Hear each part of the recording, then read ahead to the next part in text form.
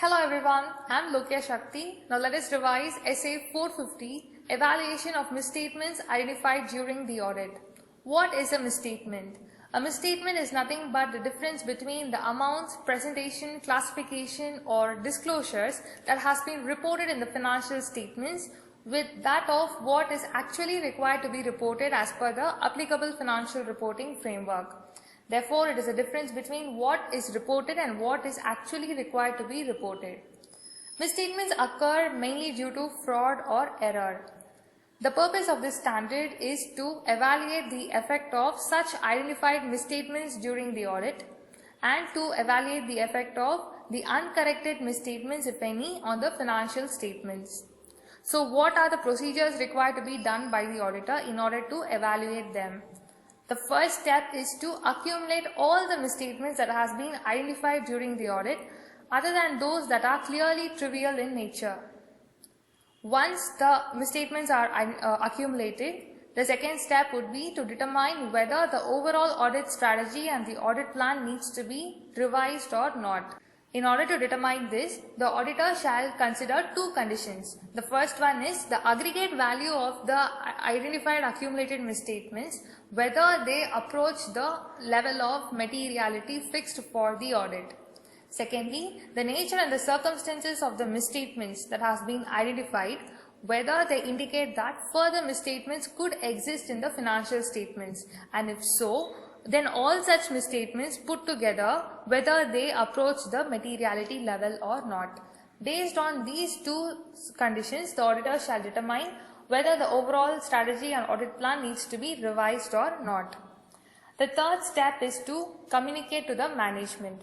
The auditor shall communicate on a timely basis to the appropriate level of management regarding the misstatements identified and request for correction. When corrected, the auditor needs to perform further audit procedures in order to verify that whether the misstatements still remain in the financial statements or not. In case where the management refuses to correct, then the auditor shall ask for the reasons of not correcting such misstatements, and he shall take into account the effect of such uncorrected misstatements when determining the financial statements whether they are free from material misstatements or not. So how does the auditor evaluate the effect of uncorrected misstatements? Prior to evaluating the uncorrected misstatements, the auditor first needs to reassess the materiality fixed for the audit. This is done in order to confirm the appropriateness of the materiality fixed for the audit. So once reassessed, then the auditor shall determine the materiality of the uncorrected misstatements either individually or in aggregate. For this, the auditor shall consider the size and the nature of the misstatements regarding the relevant classes of transactions, account balances, disclosures and the financial statement as a whole. He shall also take into consideration all those uncorrected misstatements relating to the prior period. Having determined this, the next step would be to communicate to those charged with governance. The auditor shall give a detailed description of the uncorrected misstatements and its effect on the auditor's opinion.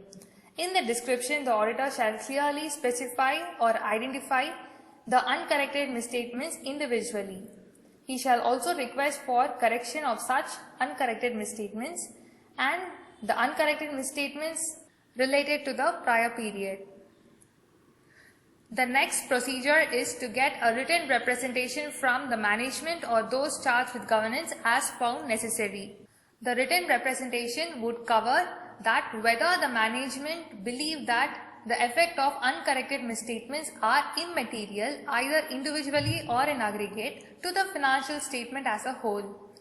This written representation shall be supported by a detailed summary of all such uncorrected misstatements. The final step is documentation. The auditor shall document the amount below which the misstatement identified is considered to be trivial in nature. He shall document all the misstatements that has been identified and accumulated during the audit and whether they are corrected or not. He shall also document the basis on which the auditor has formed his opinion on the uncorrected misstatements. So these are the audit procedures required to be done by the auditor in order to evaluate the misstatements that are identified during the audit. So by this we come to the conclusion of essay 450. I hope it was useful. Thank you for listening.